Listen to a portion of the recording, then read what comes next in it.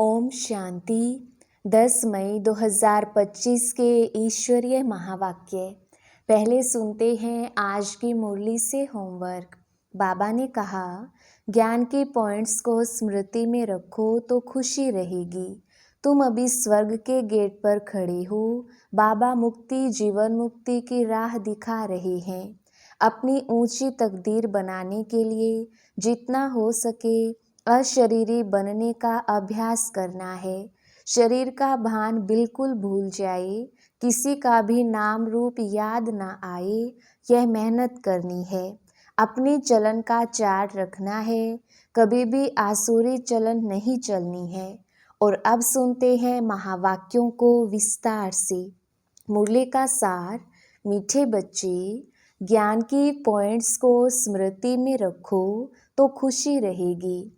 तुम अभी स्वर्ग के गेट पर खड़े हो। बाबा मुक्ति जीवन मुक्ति की राह दिखा रहे हैं। प्रश्न, अपने रजिस्टर को ठीक रखने के लिए कौन सा अटेंशन जरूर रखना है? उत्तर, अटेंशन रहे कि मनसा वाचा कर्मणा किसी को भी दुख तो नहीं दिया। अपना स्वभाव बड़ा फर्स्ट क्लास मीठा हो।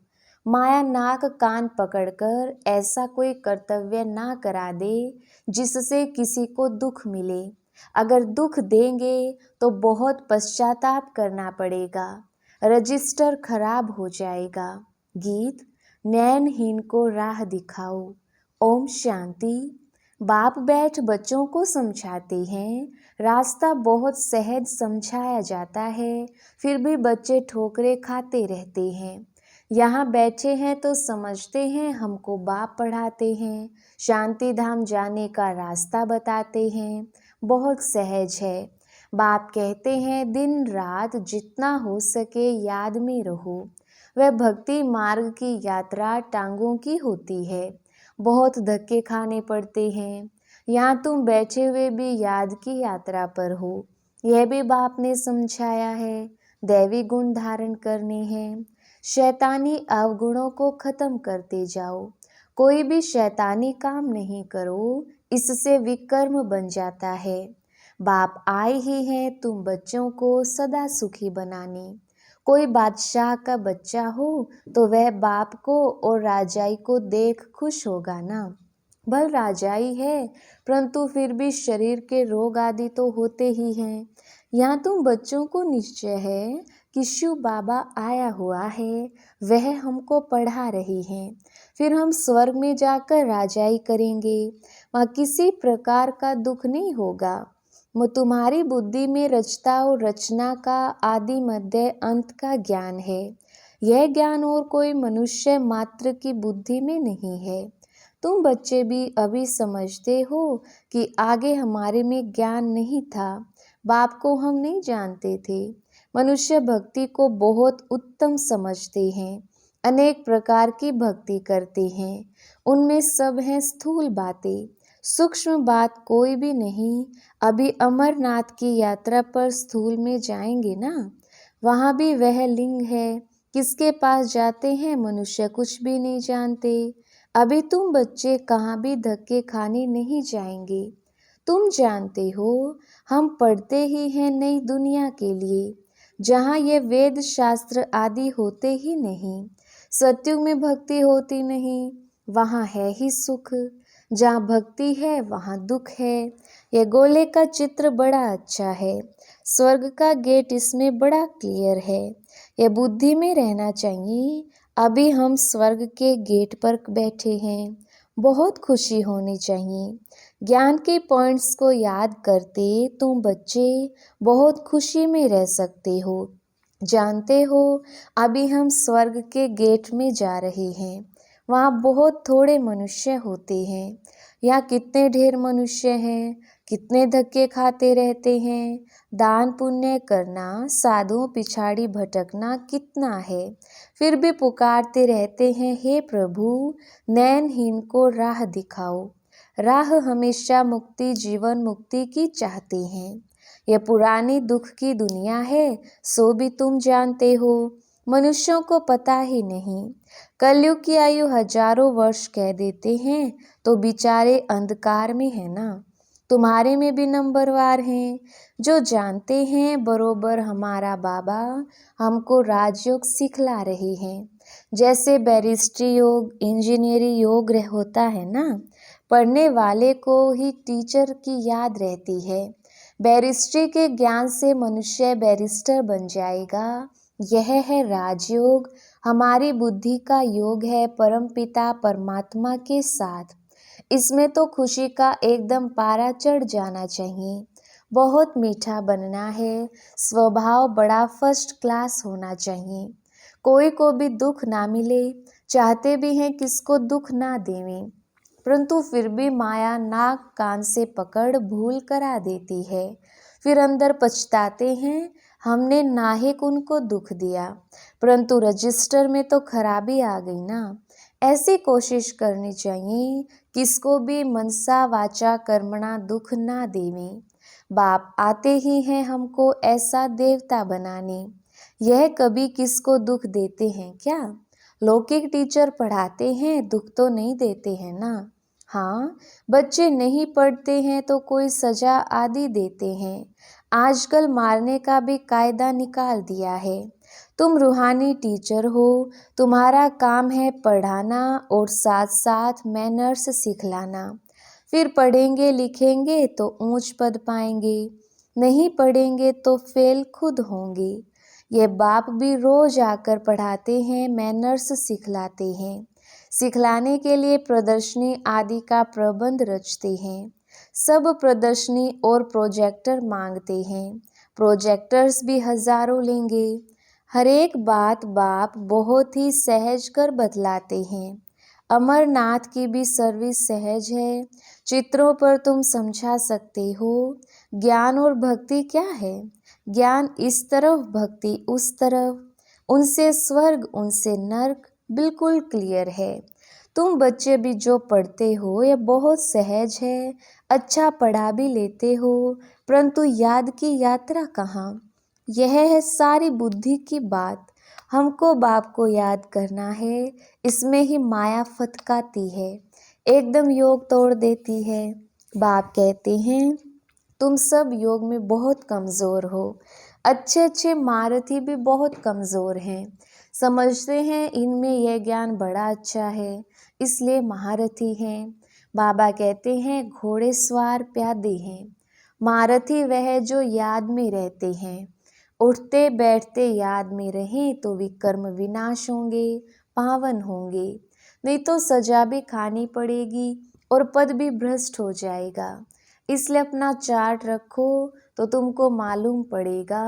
बाबा खुद बतलाते हैं मैं भी पुरुषार्थ करता हूँ। घड़ी घड़ी बुद्धि और तरफ चली जाती है। बाबा के ऊपर तो बहुत फिक्रात रहती है ना। तुम तीखे जा सकते हो, फिर साथ में अपनी चलन भी सुधारनी है। पवित्र बनकर और फिर विकार में गिरा तो की कमाई चट हो जाएगी। कोई पर क्रोध किया, लून पानी हुआ तो गोया असुर बन जाती हैं। अनेक प्रकार की माया आती है, संपूर्ण तो कोई बना नहीं है। बाबा पुरुषार्थ कराते रहते हैं। कुमारियों के लिए तो बहुत सहज है, इसमें अपनी मजबूती चाहिए, अंदर की सच्चाई चाहिए। अगर अंदर कोई के साथ दिल लगी हुई होगी तो फिर चल ना सकें। कुमारियों माताओं को तो भारत को स्वर्ग बनाने की सर्विस में लग जाना चाहिए। इसमें है मेहनत। मेहनत बगैर कुछ भी मिलता नहीं। तुमको 21 जन्म के लिए राजाई मिलती है तो कितनी मेहनत करनी चाहिए। वो पढ़ाई भी बाबा इसलिए पढ़ने देते हैं, कहते हैं जब तक इसमें पक्के हो जाएं। ऐसा ना हो फिर दोनों जहान से चला जाए। कोई के नाम रूप में लटक मरते तो खत्म हो जाते हैं। तकदीरवान बच्चे ही शरीर का भान भूल अपने को अशरीरी समझ बाप को याद करने का पुरुषार्थ कर सकते हैं। बाप रोज रोज समझाते हैं बच्चे तुम शरीर का भान छोड़ दो, हम अशरीरी आत्मा अब घर जाते हैं, ये शरीर यहाँ छोड़ देना है। वो तब छोड़ेंगे जब निरंतर बाप की याद में रहे कर्मातीत हो जाएं। इसमें बुद्धि की बात है, परंतु किसकी तकदीर में नहीं है तो तदबीर क्या करे। बुद्धि में यह रहना चाहिए कि हम अशरीरी आए थे, फिर सुख के कर्म संबंध में बंधे, फिर रावण राज्य में विकारी बंधन में फंसे। अब फिर बाप कहते हैं अशरीरी होकर जाना है। अपने को आत्मा समझ मुझे याद करो। आत्मा ही पतित बनी है। आत्मा कहती है हे पतित पावन आओ। अभी तुमको पतित से पावन होने की युक्ति भी बतलाते रहते हैं। आत्मा है ही अविनाशी। तुम आत्मा या शरीर में आई हो पाठ बजाने। यह भी अब बाप ने समझाया है। जिनको कल्प पहले समझाया है वही आते रहेंगे। अब बाप कहते हैं कलयुगी संबंध भूल जाओ, अब तो वापस जाना है। यह दुनिया ही खत्म होनी है, इनमें कोई सार नहीं है। तब तो धक्के खाते रहते हैं। भक्ति करते हैं भगवान से मिलने, समझते हैं भक्ति बड़ी अच्छी है। बहुत भक्ति करेंगे तो भगवान मिलेगा और सद्गति में ले जाएंगे। अभी तुम्हारी भक्ति पूरी होती है। तुम्हारे मुख से हे राम हे भगवान ये भक्ति के अक्षर भी ना निकले, यह बंद हो जाना चाहिए। बाप सिर्फ कहते हैं मुझे याद करो। यह दुनिया ही तमो प्रधान है, सतो प्रधान सतयुग में रहते हैं। सतयुग है चढ़ती कला, फिर उतरती कला होती है। त्रेता को भी वास्तव में स्वर्ग नहीं कहा जाता, स्वर्ग सिर्फ सतयुग को कहा जाता है। तुम बच्चों की बुद्धि में आदि मध्य अंत का ज्ञान है। आदि अर्थात शुरू, मध्य हाफ, फिर अंत। मध्य में रावण राज्य शुरू होता है। बाप भारत में ही आते हैं, भारत ही पतित और पावन बनता है।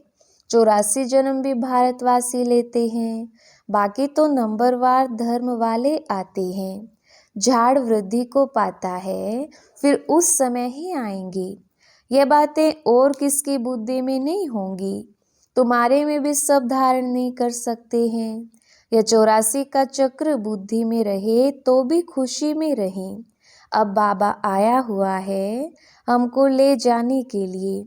सच्चा सच्चा माशूक आया हुआ है, जिसको हम भक्ति मार्ग में बहुत याद करते थे। वह आए हैं हम आत्माओं को वापिस ले जाने। मनुष्य मात्र यह नहीं जानते कि शांति भी किसको कहा जाता है। आत्मा तो है ही शांत स्वरूप। यह ऑर्गन्स मिलते हैं तब कर्म करना पड़ता है। बाप जो शांति का सागर है वह सबको ले जाते हैं, तब सबको शांति मिलेगी। सतयुग में तुमको शांति भी है, सुख भी है।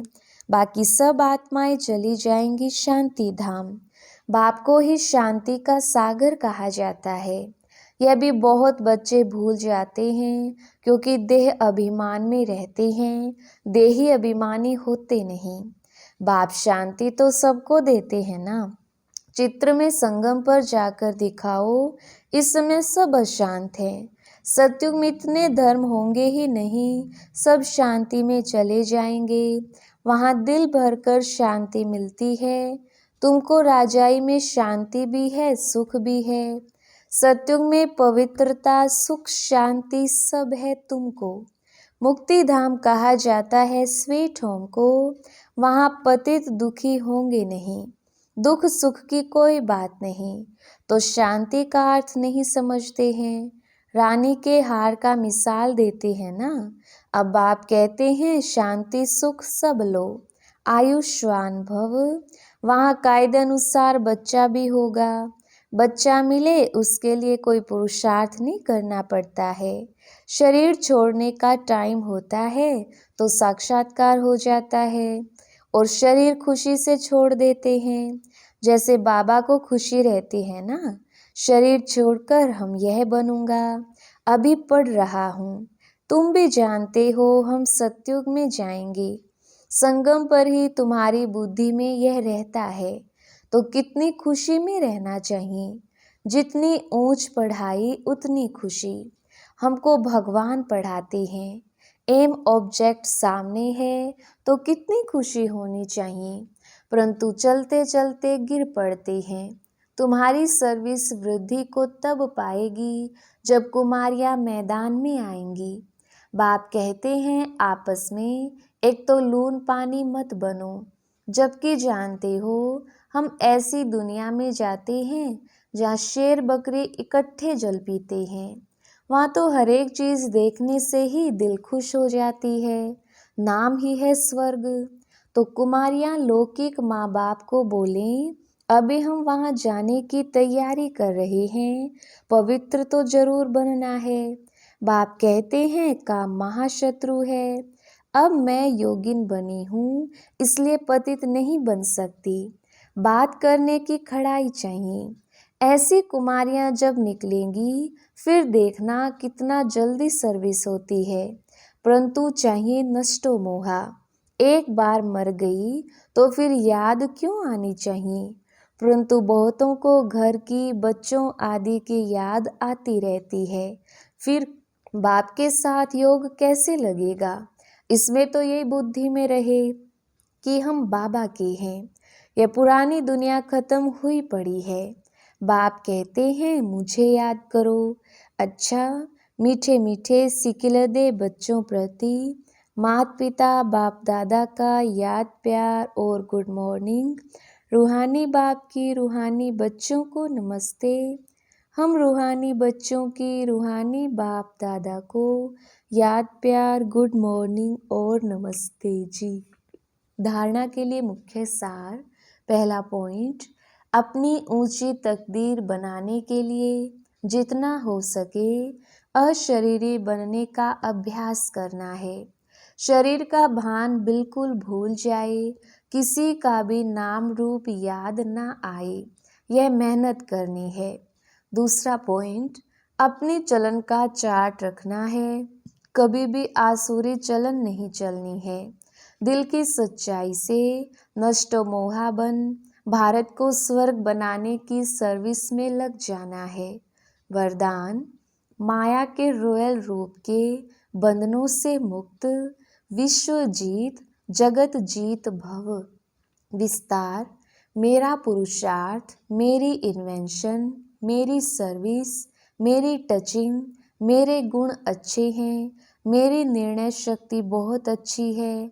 यह मेरापन ही रॉयल माया का रूप है। माया ऐसा जादू मंत्र कर देती है जो तेरे को भी मेरा बना देती है। इसलिए अब ऐसे अनेक बंधनों से मुक्त बन एक बाप के संबंध में आ जाओ तो माया जीत बन जाएंगी। माया जीत ही प्रकृति जीत, विश्व जीत व जगत जीत बनते हैं। वही एक सेकंड के अशरीरी भाव के डायरेक्शन को सहज और स्वतः कार्य में लगा सकते हैं। स्लोगन, विश्व परिवर्तक वही है जो किसी के नेगेटिव को पॉजिटिव में बदल दे। अव्यक्त इशारे, रूहानी रॉयल्टी और प्योरिटी की पर्सनालिटी धारण करो। आपका स्व स्वरूप पवित्र है। स्वधर्म अर्थात आत्मा की पहली धारणा पवित्रता है। स्वदेश पवित्र देश है। स्वराज्य पवित्र राज्य है। स्व का यादगार परम पवित्र पूज्य है। कर्मेंद्रियों का अनादि स्वभाव सुकर्म है।